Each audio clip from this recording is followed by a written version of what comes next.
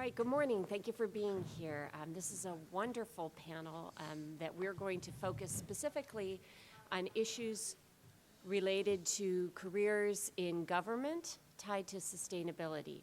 And we're lucky to have folks representing government at a range of levels. Could I ask those of you in the back of the room to please keep your voices down, or maybe you could step outside to continue your conversations. These folks are too good to miss. So why don't we start by asking each one of the panelists if you would introduce yourself, tell us the agency that you represent, and tell us a little bit about how you found yourself pursuing a career related to sustainability. Hi, I'm Andrew Bellina. I work for the Environmental Protection Agency. My title is Senior Policy Advisor. I'm a professional engineer. I've been with the agency for about 30 years. Hate to admit it, but I have. It's actually, I sort of thought about the environmental field when I was about probably 11 or 12 years old. We lived near a wooded area, and I used to basically take my father's hammer and whatever wood I could find, and my friends and I would go in the woods and we'd build a tree fort. And we'd spend a lot of summers having a lot of fun with that. We lived near the Palisades, and I'd scale up and down the Palisades hills and mountains. Took a lot of chances. Luckily, didn't have any problems. And we also had a boat. We used to go up and down the rivers in the area here. And I can tell you, I don't know if your parents have, but the environment was a lot different then. The world was a lot different then. I mean, there were oil slicks everywhere in the New York Harbor area, fish kills, even in New York City. My father had some gas stations in New York City. At the end of the day, there would be a quarter inch of black soot over everything, and this was a daily event in New York City. So those were the things that, and highways were filled with garbage on both sides. Just people would whatever they had in the car they didn't want, they'd throw out onto the highway. And it actually used to get me angry, even as a little child, that this was happening. So I guess that sort of fed my passion for the environment. Trying to do something to basically not only preserve the world, but also to look at sustainability and how we can better sort of live with our environment.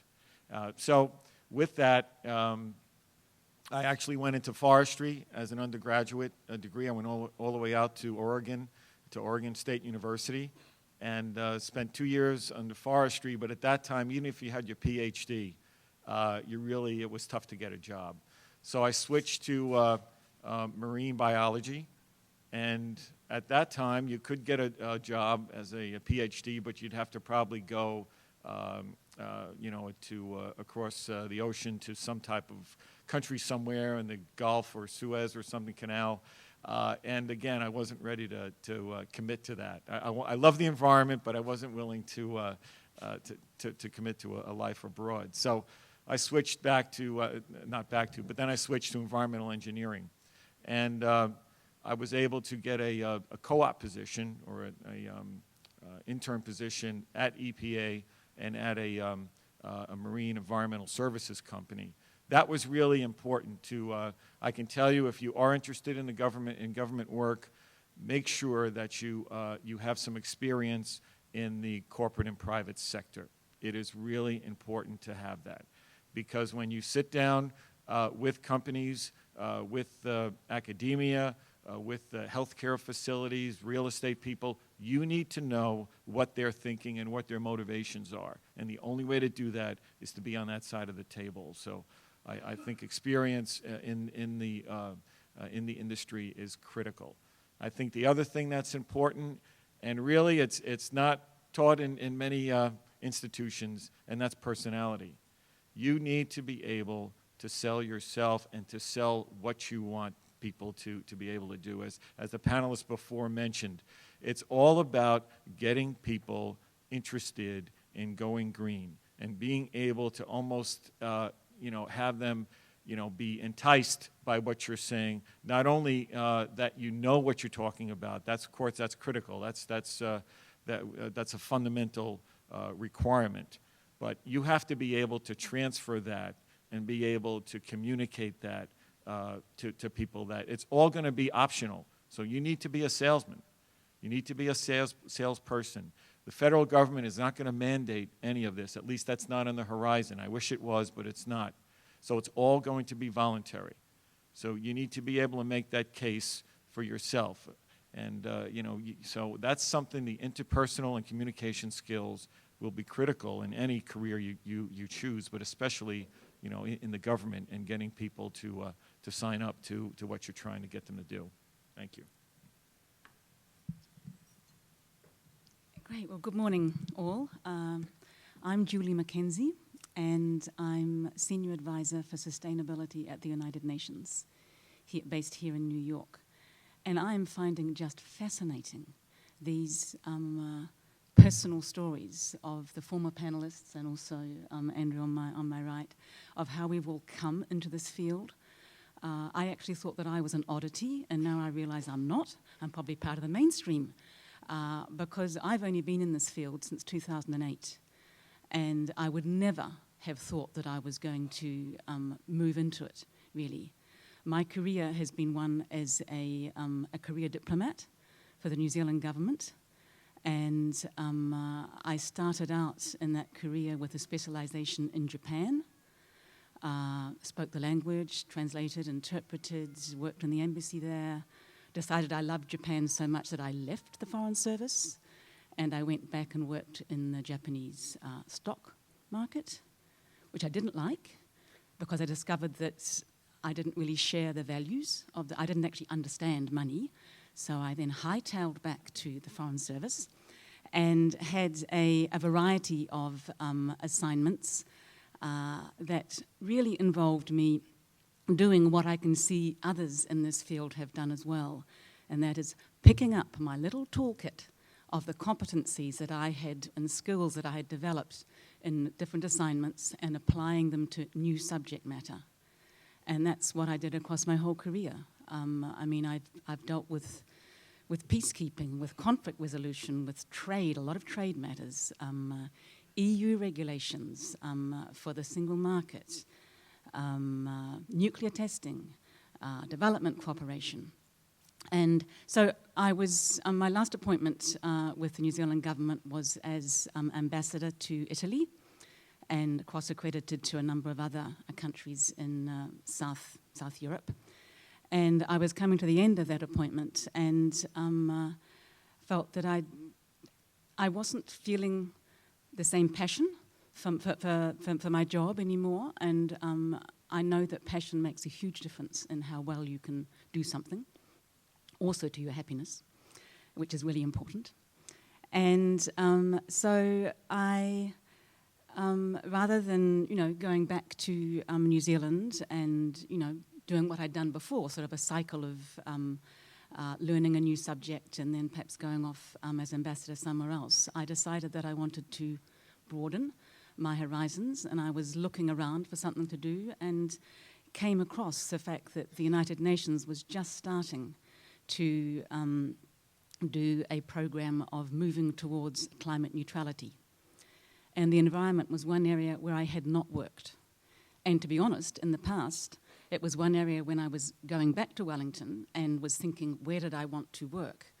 I would say, not the environment. Because the environment in that sense was negotiating the Kyoto Protocol, and it all seemed just far too detailed for me. But when I saw it more broadly as a movement and a lifestyle and something that actually could combine a lot of the skills and experience I had, it took on a very different picture for me. So I started out in this field, basically pioneering in internal sustainability management within the Food and Agriculture Organization in Rome, and then moved on from that to be doing similar work here at the Secretariat. The work that is done within the UN, and I'm very much part of a small team that is leading this, is across the whole of the UN system and therefore the whole of the world where we've got offices. And we do this through what's called Sustainable UN. It's within the United Nations Environment Programme, and it's based in Geneva. And it's there to coordinate, lead the strategy and the policy and the implementation of environmental management practices across UN organizations. And we do this with a network of, I would say possibly 50 focal points from the cross-section of United Nations organizations or entities. So that's really how I came into the field, and I think it's a story that a lot of the previous panelists also, I think, gave, and that is there's a lot of serendipity in life, and so don't think you can plan everything out. I always thought I could, but in fact you can't, and there's a real life lesson to be learnt in just knowing that you can sit back, not so much sit back, but you can let life come to you as well as you thinking that I want to control this, that, and the other, because things do have a very funny way of just coming together.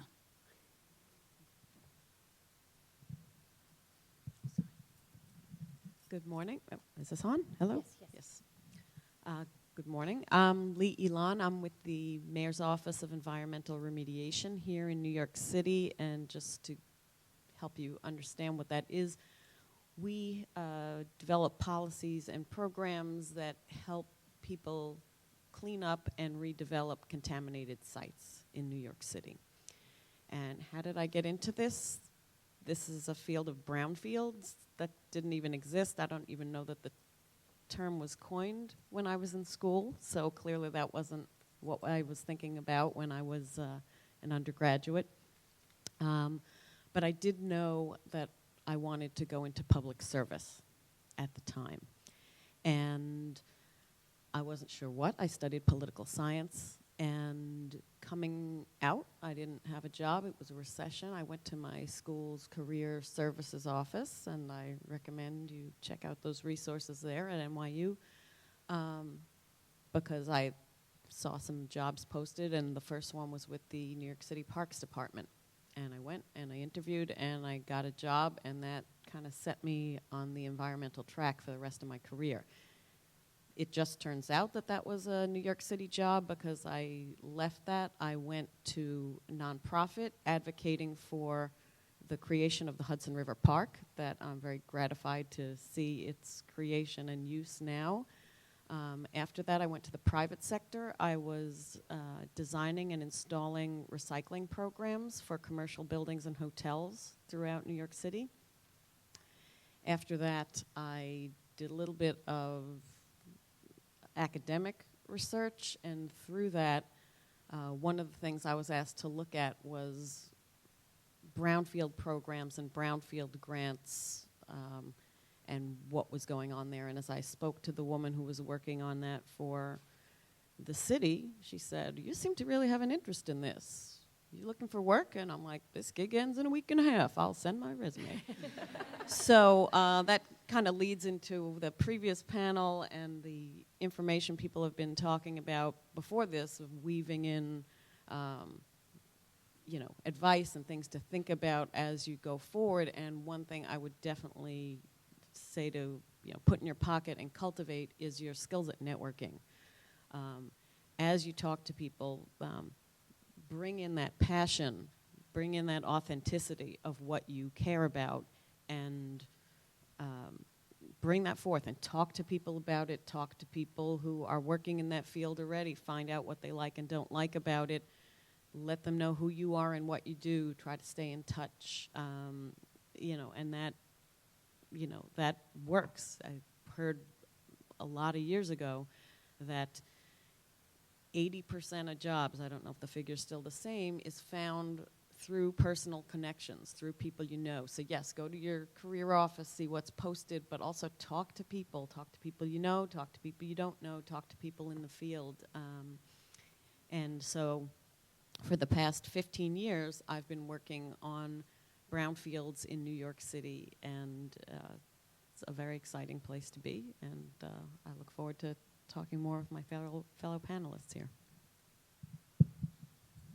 Good morning. My name is Cara Wallace. I am Managing Director for the Office of Executive Initiatives at DASNY. And we are the largest issuer of municipal bonds in the country. We do about $7 billion a year, as well as one of the largest public builders. My story is about leadership. I, too, like Julie, I am a newbie to sustainability. I've been doing it for about 5 years.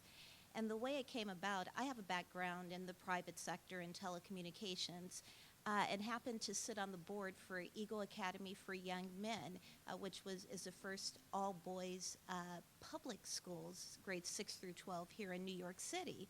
And so my chairman of the board, Paul Williams, was appointed by David Patterson to be the president of DASNY. And because we had been working together at Eagle Academy Foundation, when he got appointed, he asked me to come over and help support our new governor at the time.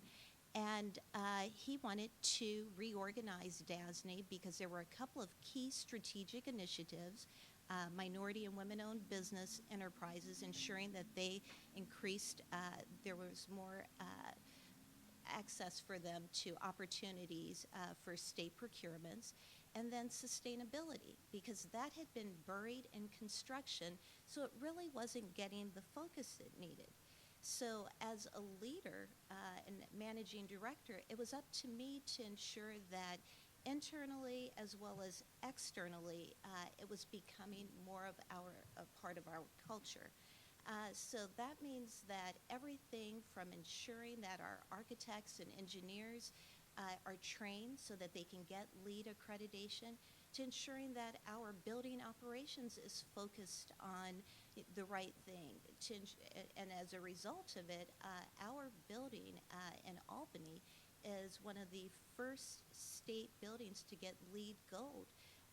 Behind the governor's mansion was actually the first building up in Albany. So again, it's about leadership. And as I talk about leadership, we have a great leader in the governor who issued Executive Order 88. And I'm sure all of you guys have heard about that. But it's about holding all of the agencies and authorities throughout this state to standard. And that is to reduce energy usage by the year 2020 by 20%. And he put in place rules that said, hey, everybody has to have a sustainability coordinator. We have been meeting, and it's going to change this state because when you begin to look at how we build, how we continue to build buildings, I mean, now DASNY, every building, I mean, we're looking at opportunities for building LEED Gold, if possible, LEED Silver. You know, we are really pushing it. Our project managers get it. When we hire construction managers, GCs, they get it, they understand it. So it's a different paradigm. So, we're going to talk more about this, but I mean, the career opportunities are numerous. And again, you know, you can kind of be in every single field. It really is a way of life. You know, we don't believe that sustainability should really be something separate. It has to be integrated into everything we do. So again, we'll talk about that more. Wonderful. One of the many wonderful things about the panel that we have today is that they actually represent all the relevant stages that we might be interested in looking at career opportunities. So we have representation of folks working at the international, national, state, and local or city level. So I wonder if I could ask you to answer this next question in that order, starting with you, Julie, and then Andrew, and then Cara and Lee. So that's just a heads up. If you would all take this next question as an opportunity to talk about first what you see as the opportunities for work in sustainability at the level that your agency works, and then a couple of tips for our audience about the kind of background they might have, the sorts of skills or experiences they should seek to prepare to work at that level. So Julie, would you start? I get the least time to prepare. Right. The opportunities in the United Nations for working in this area. At the moment, and in fact this echoes the comment of the last panelist, really, and that is that you will not find jobs advertised that have sustainability in the title. The work which I am involved in at the moment is inward looking. It's got to do with how we are running ourselves. So, greenhouse gas inventories of our facilities, our energy, and our travel in particular. That does not mean to say, though, that in the field where various programs and projects are being put to place, that environmental and other social sustainability aspects are not being taken account of. There's not a systematic way of doing that yet, but we are working on building a framework of criteria and ways of measuring how people who are designing those programs and projects can incorporate those considerations. So if you were looking for a career in sustainability inside the United Nations, my advice really would be that you need to combine it with other skills. And we've already been talking about the fact that sustainability is really one of a sort of a basket of skills that of complementary skills. I find, for example, that my own time up till now has been the skills I've most needed to call upon really are my diplomatic and my political and my negotiating skills, because I needed, for example, to get a mandate through from member states for the UN to actually be practicing environmental sustainability because there are financial considerations. So we're now beyond that point. We've got a mandate, a political mandate. It's not financed, but at least we've got a political mandate. And so I've been dealing with that side of things, and also the combination of building business cases for taking particular steps, which really means you have to take a life cycle approach to whatever project you're thinking of implementing. And you need to do that against the background, really, of having some sort of a plan of, it comes back to measurement again, that you measure your impact on the environment, and that helps you define where your priorities should lie. So where was I? I've got lost there. Doing the project side of things, and at the same time as doing the business case to convince the people who are in charge of the budget, you need also to be have the skills and the energy to be undertaking more motivational work, awareness raising work. The third element, which I think increasingly important, and again this came up in the former panel, and that is that you do need to have some technological creds, increasingly. I mean, this is something which I feel I don't have, and I'm very jealous of today's generation, that you have the opportunity to be taking these courses, that some of them are absolutely new, but some of them are in fact courses that were available at my time at university, but just refashioned to see them through a sustainability lens. So you're going to be able to come out of your university careers with not only that lens for your own life, but you'll have that in terms of something you can bring to any job interviews. Because I think to take a sustainability outlook to almost any job you'd be thinking of doing, be it in the UN, the government, or private sector, will always be very useful.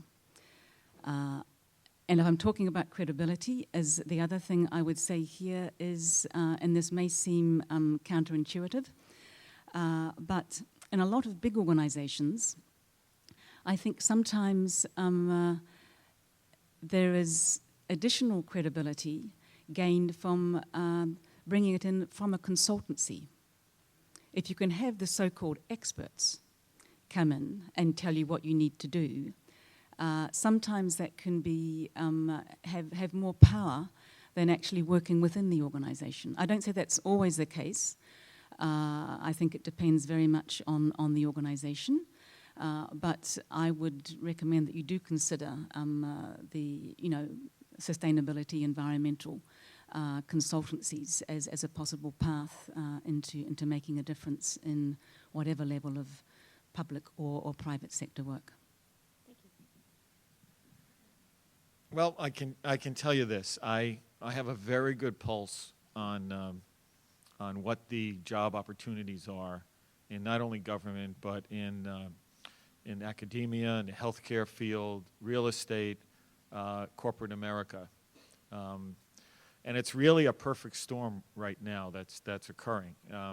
Even the most vocal critics of global warming, as it was called then, are now saying that it's a reality, and that I have a whole hour-and-a-half presentation I could give to you on climate change, but it's dire. It's the predictions. It's even worse than our worst-case scenarios. That's what we're finding out right now, and so. That is definitely here to stay, at least for the foreseeable future. But on top of that, what I sort of did about 6 years ago, that was just before the recession hit, and there were new buildings going up everywhere, new stadiums, again, large malls. And I just said to myself, I wonder if these large corporations, developers, owners, I wonder if they know that they could save a lot of money if they went green. I just wonder if they know that. I wonder if they put that into their design and construction and operation of these new buildings. So what I did at that time was I actually looked at all of the environmental programs that EPA offers. Again, they're partnership programs. We give support. We help people do investigations, audits, and then measurement. And I put all those programs together, about 150 of them. Obviously, I can't sell 150 programs. So I took what I thought were the main sort of flagship programs that would be important. And I actually convened a green team, we call it. There were about 7 of us that started, all experts in these different fields. And we started to go out, and I tried to get meetings with these large companies, corporations, and talk to them about, hey, why don't you partner with EPA? We'll sign an agreement that you'll do all these green and sustainable things, energy, water. Nothing is off the table. Even putting bike racks, we would look at. So we went to a few companies and didn't get any callbacks.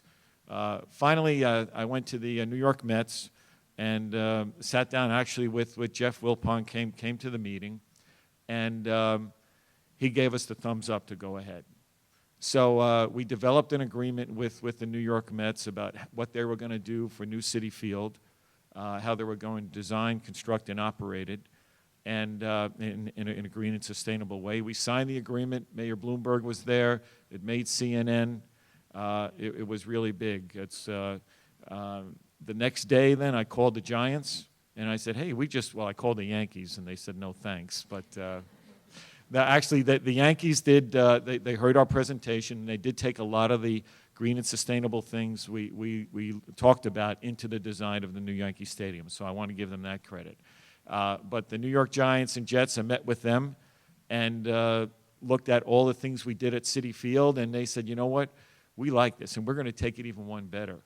So the new MetLife Stadium, everything in that stadium is made from recycled material, everything, from the field, the seats, even the lockers are made with a material called plybo, which is bamboo wood that grows 6 feet a year. The ceiling tiles, the carpeting, the furniture, everything.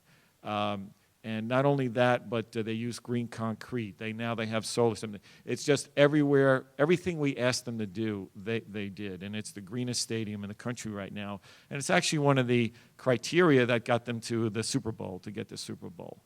So that was great. Again, that made national news. We now have 24 partners in academia. We have St. John's, Rutgers, Buffalo SUNY. We have healthcare facilities, North Shore LIJ, Hackensack University Medical Center, Stony Brook. Real estate, we have Cushman & Wakefield, SL Green. We have in the corporate America, we have Estee Lauder, LG, Prudential, and some other big facilities. We have a website. If you just Google EPA Region 2 Green Team, you'll see all 24 agreements. And someone asked about greenwashing. We require all of these partners to report actual reductions: water, energy, alternative energy, hybrid vehicles, you name it, it's there. You'll see 121 items we track. They report that, and then EPA converts all that to carbon footprint reductions. And right now we have about 1.5 million metric tons that we've reduced through through this MOU, Green MOU program, and we've saved them $150 million. That's the key. As the panelist previously said, the perfect storm is that, you know, we can sell green and sustainability procedures and techniques, and the payback is either immediate or it's within 1 to 3 years. And that's what corporate America is looking for. If you talk about a payback that's 5 to 7 years, it is not going to happen in today's economy. But when you look at, hey, you can put alternative energy and it won't cost you a penny. You can sign a third-party agreement, you'll have it, you know, in 3 weeks. Wow, great, let's do it. I get calls now. Now I don't have to knock on doors. People are calling me. You know, I got a call from a hospital president saying, look, I have to go to my board next month. I'm going to spend $1.5 million on energy this year. If I tell them I'm going to do that next year, I'm going to be out of a job. What can you do to help? And those are the types of things that, you know, it's there. And all of these 24 partners, they have sustainability people. They have, and some of them have green teams, sustainability. Also, they've hired sustainability consultants. So the field is growing, and it's growing in every opportunity you can look at, every field you can look at. Unfortunately, I can't say that about EPA, and I'm only talking about EPA, and I have to have a disclaimer. These are my views, all right? EPA, you know, we're not really a well-liked agency with Congress, and we don't promote ourselves very well. Our budgets get cut, you know, every year, and what gets cut? Sustainability, and, you know, because it's not a core program. So we could be doing so much more as an agency to promote this nationally. You know, I'm sort of doing it, it's almost under the radar because we're all in silos and, you know, media silos. Who's working on air, who's working on waste, who's working on water. But I've sort of, you know, combined all that and made sort of a carbon footprint sustainability program out of it under the radar. But it's not something that is a focal point of the agency. I wish it was. Other government agencies, that there may be, you know, a path right now, but under this administration and for the foreseeable future, there really isn't a career in sustainability at EPA right now. But as I mentioned, with all of corporate America and the private sector, it's there. They're getting the message because they need to be competitive. Can you imagine, really, in this country, we can have $1 a gallon gas. We can have half the cost of energy. Can you realize what that will do to the economy? It's there. It's right in front of us. And it's really going to be something that, you know, the people in this room, in the audience, you folks, can actually look at doing, because there is absolutely no reason why it hasn't already happened. No reason at all. We just need to start and look at, you know, let's get it started. Let's not talk about the big picture. Let's take those little steps, and we'll get there. And I think, you know, again, the opportunities are there, the careers are there for you to start that. Okay. So again, under Governor Cuomo's Executive Order 88, the wonderful thing about it, it's not only about sustainability, but it's also about economic development. And there are going to be a lot of jobs over the next 10 years because of all the work that has to be done. Let me just run through a few of them. Two of our DASNY's largest clients are SUNY and CUNY.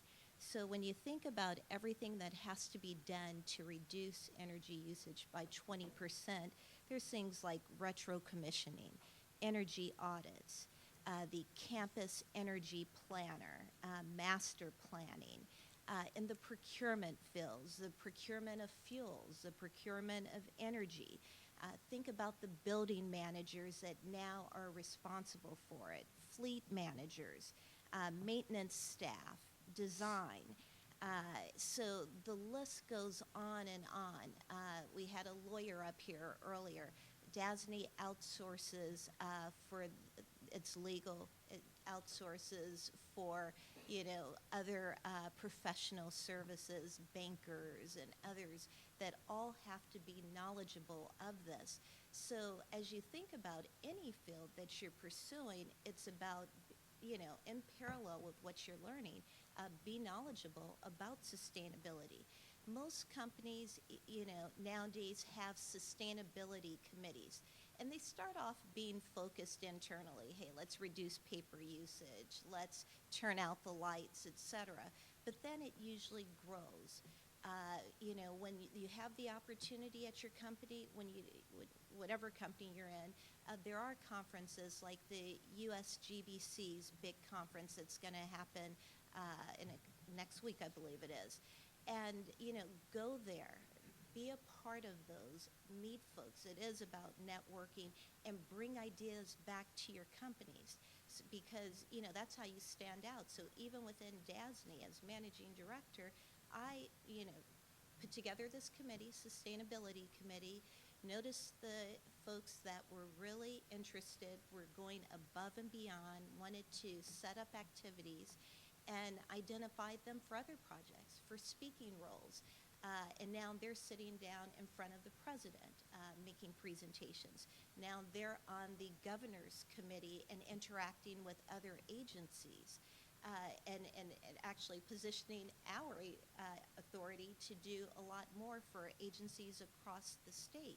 So it really is about being knowledgeable of it, doing your job, but integrating it into your job and taking advantage of every opportunity you have to be in this work. Well, I have to say, as a lifelong Mets fan, I'm glad to see them taking leadership someplace because it hasn't been on the baseball field the last couple of years. But that aside, as a government panel, I think we need to acknowledge the political leadership, as Andrew was talking about before. On the city level, we've obviously just been through an election, and we're about to be going through a transition in mayoral leadership for the first time in 12 years. So what's ahead on the city level? I'm as interested as anybody else, but I can tell you where we've been and what I think is about to happen.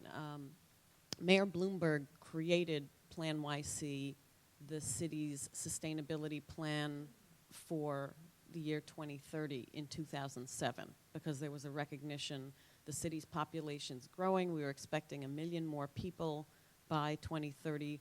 Where are they going to live? Where are they going to work? Where are they going to play? Et cetera, et cetera. How do we literally make it sustainable for those people? And there were 10 areas within that plan: transportation, air quality, water quality, climate change, and brownfields, which is, so I'm most familiar with one of those 10 aspects of the plan.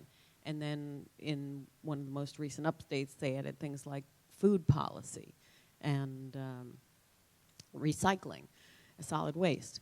So sustainability has a big umbrella. There are a lot of different pieces to it. And as to where the city is going, my office, the Office of Environmental Remediation, the larger sustainability office, which is called the Office of Long-Term Planning and Sustainability, are both now written into the city charter. So the offices are going to be there. The issues are certainly not going away. I was at a meeting with my colleagues at Long-Term Planning this morning. There's a lot of work to be done. We don't all do it ourselves. We do it with partners, as everybody on the panel's alluding to, partners at universities, partners at hospitals, partners who manage buildings, partners who run fleets in the city. So there's a lot of different opportunities to get involved with this, not just working for government. And you can work for government, and I think it's very interesting. I wouldn't have stayed in this field for 15 years if it weren't interesting and multidisciplinary and with a lot of exciting, dynamic people to work with. In terms of skills that I see that are important in our office, most of my colleagues are geologists, engineers, people who can review environmental data from borings and soil samples and design remediation plans to make a redevelopment safe for the people who are going to use it, the workers there, the residents there, et cetera, et cetera.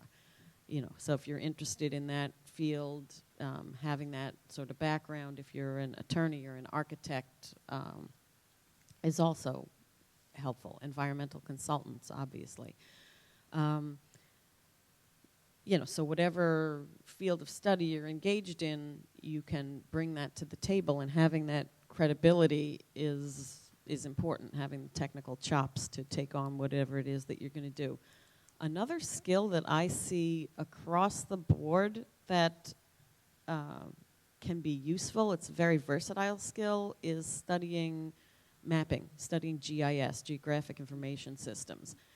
So many of the things that we are involved with are here in the physical world. You know, where is it? Where is it on the site? Where is it in relation to the community? How do we understand that, and how do we plan? How do we plan routes that are most efficient so we don't have, you know, trucks wasting fuel, going on not the most efficient routes, that sort of thing. I mean, there's so many ways to think about sustainability, but GIS, if you're doing anything in the physical world, you know, having that understanding of how to create maps and how to bring data into the ability to map it, I think is just a widely versatile and helpful skill.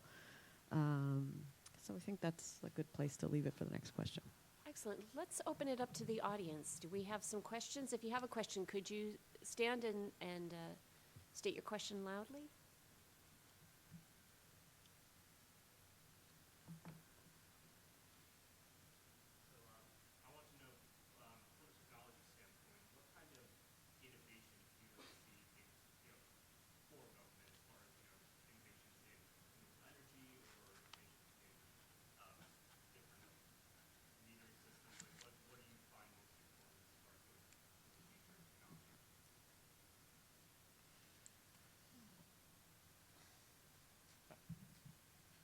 I think what really we need to promote is we are moving towards this, but we're still a throwaway society.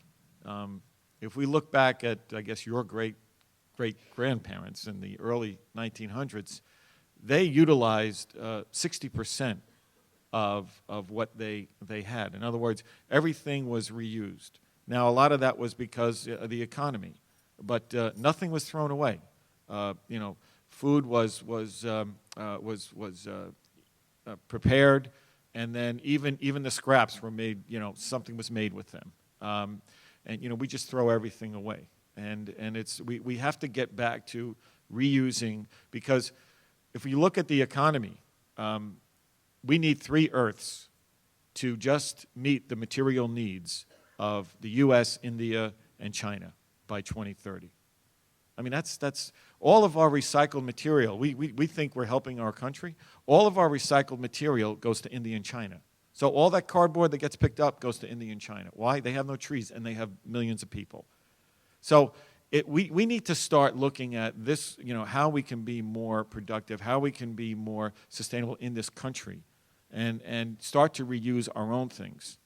And I think that's where we need to really go in the future, because that's going to make us, you know, economically more productive, and also be more, you know, resilient as far as, you know, when things happen, when environmental things happen, and they will, because we know that that's on the rise. We'll be in a better position to meet those challenges in the future. Yeah. The other thing I'd add is, when you think of government, we are way behind. So we are so paper-centric still. So as you think of going electronic and designing in a way that we feel secure of getting rid of those paper records, because that is really holding us back right now. And so everything from, we still haven't really made a decision on electronic signatures, and you know, what kind of records will hold up in court when somebody sues on one of our construction projects. So as you can imagine keeping all the different sets of as-built maps as we go along and all the communication, even email communication. Think about it. We have to translate electronic email to paper, when we go to court. So it's backwards. So as you think about programming and software, and thinking about it in a way that that governments will be comfortable and feel that it's secure enough and everything else to move away from that paper. And I would also just add, you raised the issue of metering. I mean, that kind of goes beyond my office. We're a 20-person office, the sustainability, that actually the rubber hits the road in the big agencies, DEP, DOT, that have the big fleets. DEP essentially is a utility for the water and the sewers here. But one of our former deputy mayors, Dan Doctoroff, one of his key phrases was, I'm sure he's not the first person to have said this, but if you can't measure it, you can't change it. And the idea of getting metrics, of getting actual data, so you can tell how much have you reduced your carbon footprint, what was the baseline for, how much particulate emissions have been out there, and at what rate are we reducing it. So if there are technologies that can help measure sustainability benchmarks and how they change over time, I think that's the sort of thing that governments and companies are going to be looking to utilize more and more. One more question, please.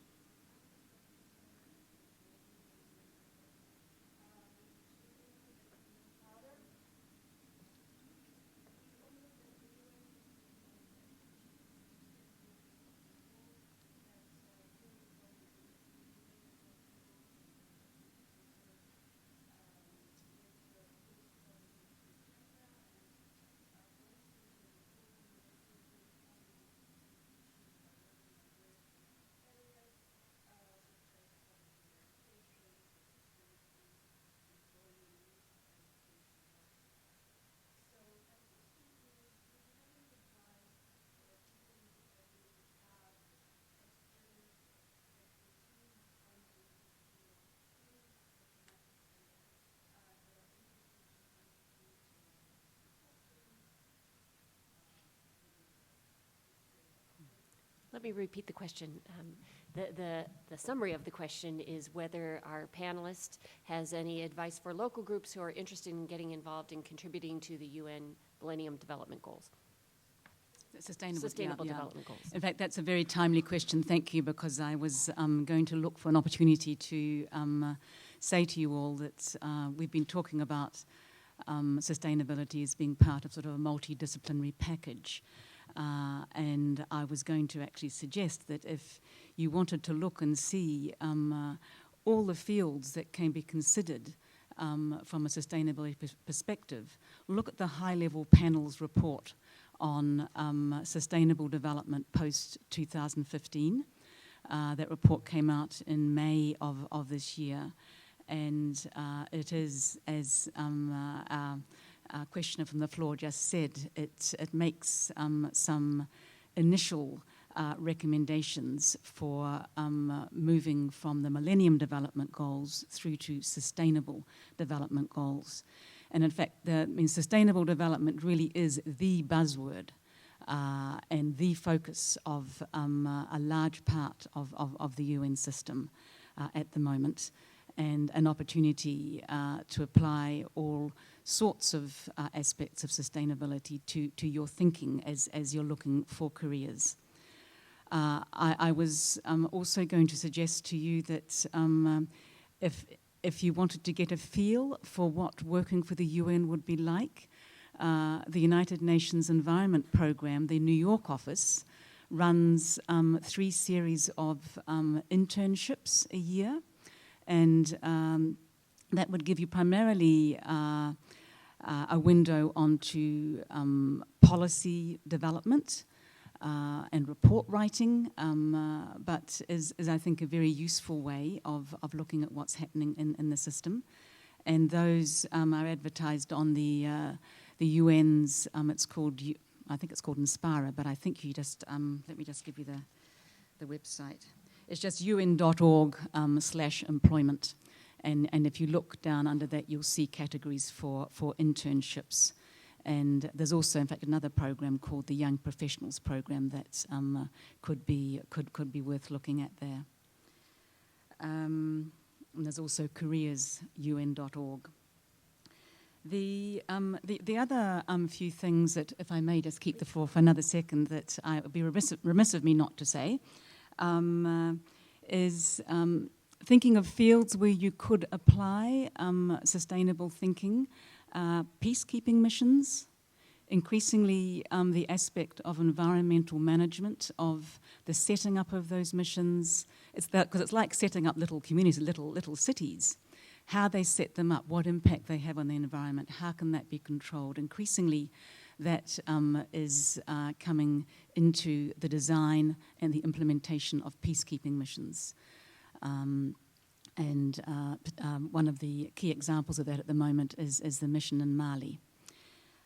Also, the programmatic work that happens in the development sense through the UN Development Programme and in the humanitarian aid for the World Food Programme.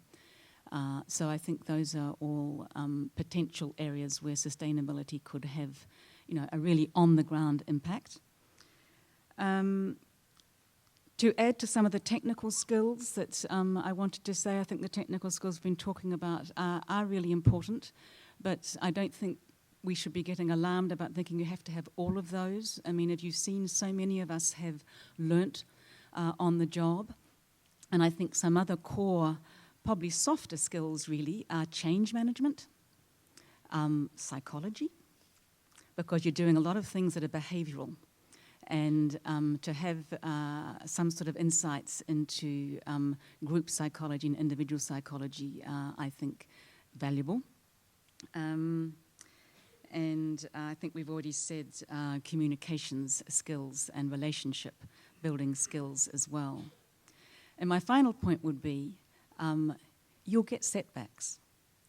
I think a lot of the time I've been to, a few conferences and seminars about greening, and I sometimes feel that there can be a less than fully realistic picture painted of what's happening out there. We are all enthusiasts. We all have the passion. We are committed. But you're working with people a lot of the time who are not necessarily as on board with this cause as you are, and who have other priorities. And so I think one of the skills you have to have is resilience and persistence, and prepared to fail, but to also have the energy and the belief to pick it up again and perhaps go about the same problem from a different angle.